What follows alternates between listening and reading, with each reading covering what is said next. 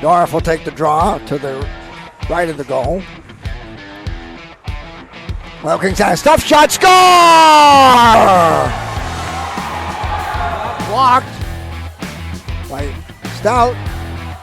And out comes OKC. Domanchuk down the left side, 2-on-1. Walks in, shot save, rebound, score!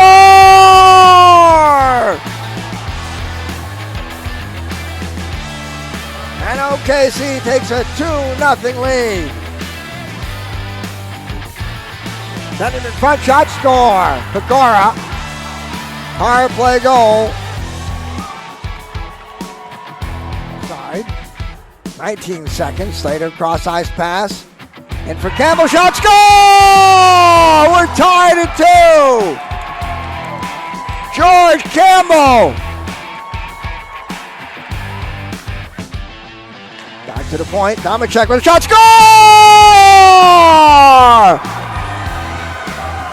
Matthew Domanchuk, power play goal, and the Wilkins take a 3-2 lead on the power play, and they're going crazy on the OKC bench.